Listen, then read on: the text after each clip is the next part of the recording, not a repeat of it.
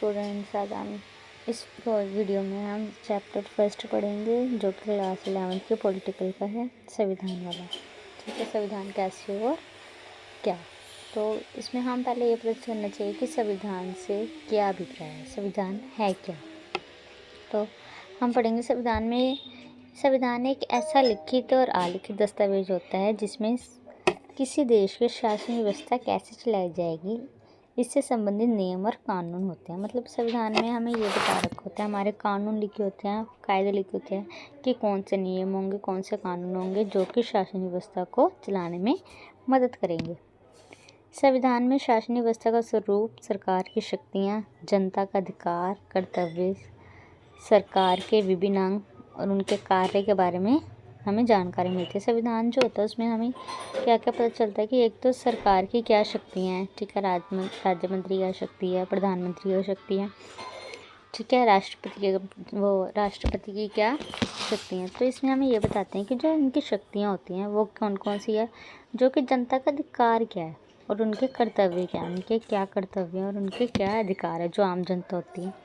और सरकार के जो विभिन्न अंग है, विभिन्न अंग मतलब 3 अंगों में बटा होता है, कार्यपालिका, न्यायपालिका और विधायिका। तो उसको हम अंग कहते हैं। जो सरकार के विभिन्न अंग है, 3 अंग, उसके बारे में बताता है, उनके क्या कार्य होते हैं, कार्यपालिका क्या करेगी, न्यायपालिका क्या करेगी और विधायिका क्या करेगी। ठीक है, तो ये हमें कार्य के बारे में बताती है।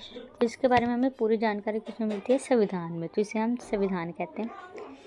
संविधान 2 प्रकार के होते हैं, हमें पता होना चाहिए संविधान कितने प्रकार के होते हैं। कोई पूछे तो अगर हम संविधान जो होते हैं वो 2 प्रकार के होते हैं, एक होता है एक लिखित और दूसरा होता है अलिखित। मतलब एक तो लिखा हुआ होता है और दूसरा अलिखित होता है। मतलब इसमें हमें कानून बता रखे होते हैं बट उसको लिखा नहीं जाता। ये कई देशों में लिखित भी होता है और कई देशों में संविधान अलिखित है। तो जो लिखित संविधान है, जो जिसमें संविधान को लिखा गया, वो कौन कौन से देश हैं, भारत, अमेरिका, फ्रांस, ब्राज़ील और डेनमार्क। ठीक है, ये 5 ऐसे स्थान हैं, ऐसी जगहें हैं जिसमें जो संविधान है वो लिखा हुआ है। लेकिन जो ब्रिटेन और इज़राइल है वहाँ पे संविधान को लिखित नहीं दे रखा।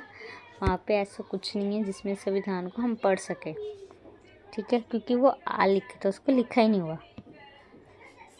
तो संविधान की हमें पता चलेगा कि संविधान होता क्या है। ठीक है, एक ऐसा दस्तावेज होता है जिसमें एक तो या लिखित होगा या तो अलिखित होता है, जिसमें उस शासन को चलाने के बारे में हमें बताया जाता है कि हम इसमें कानून क्या हैं, कायदे क्या हैं, ठीक है, इसके नियम क्या हैं और कैसे संविधान जो है स्वरूप में आता है, सरकार की क्या शक्तियाँ हैं, जनता की क्या कर्तव्य और उनके बारे में बता रखा है, उनके पास क्या अधिकार हैं, ठीक है, आम जनता के पास। और जो सरकार की विभिन्न अंग होते हैं, जो 3 अंग हैं, उनके पास कौन कौन से कार्य बटे हुए हैं।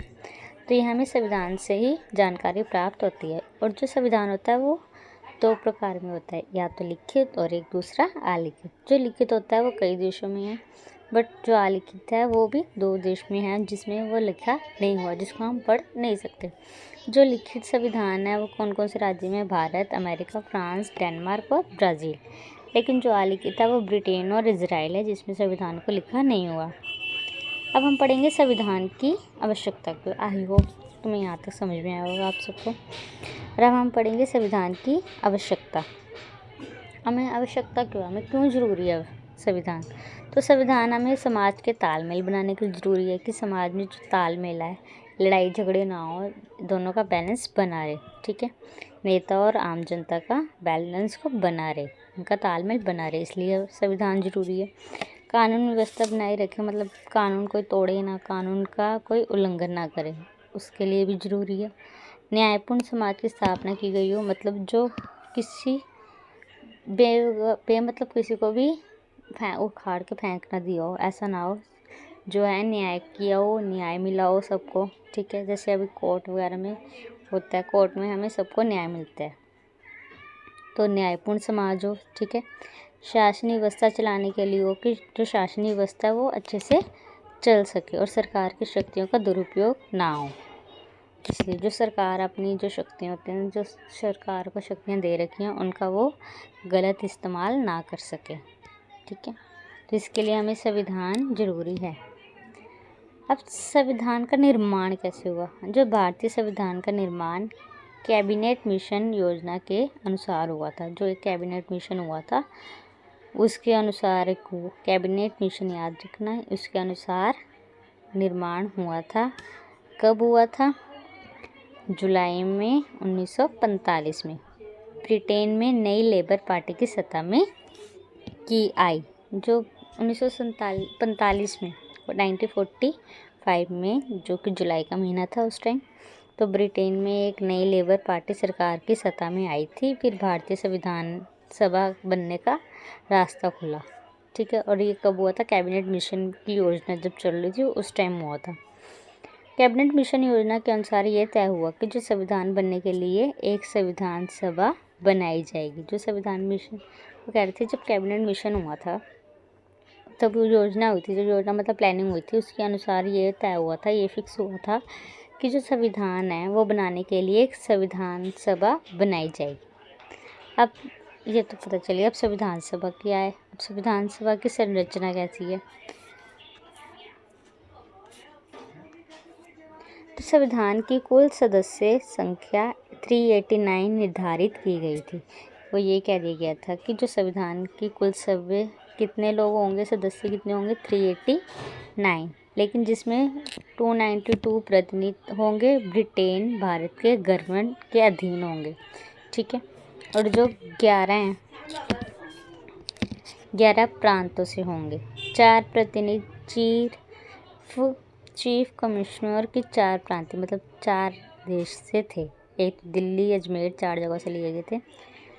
मारवाड़ और ब्रिटिश। ठीक है, वहाँ से लिए गए थे। 39 जो थे प्रतिनिधि वो भारतीय रियासत के लिए जाने थे। और ब्रिटेन प्रांत के प्रत्येक प्रांत उनकी जनसंख्या के अनुसार संविधान सभा में स्थान दिया गया। 10 लाख की जनसंख्या में लोग थे। ठीक है। संविधान सभा का गठन। संविधान सभा का गठन कैसे हुआ? पहली बैठक हुई थी 9 दिसंबर 1946 में। 9 दिसंबर 1946 में हुई थी। ठीक है। 9 दिसंबर 1946 मतलब 1946 को डॉक्टर सच्चिदानंद सिंह को संविधान सभा की अस्थायी अध्यक्ष बनाया गया। सबसे पहले अस्थायी अध्यक्ष कौन बने थे? सच्चिदानंद सिन्हा। ठीक है। संविधान की पहली बैठक हुई थी 9 दिसंबर 1946 में। अब संविधान की दूसरी बैठक हुई थी 11 दिसंबर को। उसी के दो दिन बाद, परसों आए एक दिन छोड़ के, तो वो हुई थी 11 दिसंबर 1940 में को हुई थी, जिसमें डॉक्टर राजेंद्र प्रसाद को संविधान के अध्यक्ष बनाया गया था। पहले अध्यक्ष कौन बने थे? डॉक्टर सच्चिदानंद सिंह। और दूसरे अध्यक्ष बने थे डॉक्टर राजेंद्र प्रसाद। ठीक है। संविधान की तीसरी बैठक हुई। संविधान की तीसरी बैठक कब हुई थी? 13 दिसंबर को। संविधान की तीसरी बैठक हुई थी 13 दिसंबर को 1946 में हुई थी, जिसमें पंडित जवाहरलाल नेहरू को उद्देश्य प्रस्तावना प्रस्तुत किया गया था। पहले में कौन आए? पहले हुई थी 9 दिसंबर को 1946 में, जिसको अध्यक्ष किसे बनाया गया? डॉक्टर सच्चिदानंद सिन्हा। फिर दूसरी बैठक हुई थी 11 दिसंबर को, जिसको अध्यक्ष कौन बनाया गया? डॉक्टर राजेंद्र प्रसाद। और तीसरी बैठक हुई थी जिसमें 13 दिसंबर को हुई थी, जिसके बैठक में अध्यक्ष कौन बने थे? जवाहरलाल नेहरू। इसमें भावी संविधान की स्वरूप रेखा प्रस्तुत की गई है। उद्देश्य प्रस्ताव को 22 जनवरी 1947 को संविधान सभा को स्वीकार किया गया था। ठीक है। अब जो उद्देश्य प्रस्ताव को 22 जनवरी 1947 को संविधान सभा ने स्वीकार कर लिया था। संविधान सभा की प्रारूप समिति अध्यक्ष डॉक्टर भीमराव अंबेडकर को चुना गया था। उनको ये कह दिया गया था जो मेन समिति अध्यक्ष होंगे वो कौन होगा? डॉक्टर भीमराव अंबेडकर को चुना गया था। अब 26 नवंबर 1949 को भारतीय संविधान बनकर तैयार हुआ था। यह आज हमें सबको पता है। जो भारतीय संविधान कब बना था? 26 नवंबर 1949 को। ठीक है। मूल संविधान में 1395 उद्देश्य, भाग 22 और 8 अनुच्छेद थी। इसमें ये कह रही थी जो संविधान में जो अनुच्छेद हैं वो जो संविधान में 395 में अनुच्छेद 22 में भाग 8 और अनुसूचियाँ थी। ठीक है, वर्तमान में वो अनुसूचियाँ पहले 8 से बढ़कर आज 12 हैं। भारतीय संविधान को बनने में कितना टाइम लगा था? भारतीय संविधान को बनने के हमें 2 वर्ष 11 महीने 18 दिन लगे थे। जिसमें कुल बैठक 166 मतलब 166 बैठक हुई थी।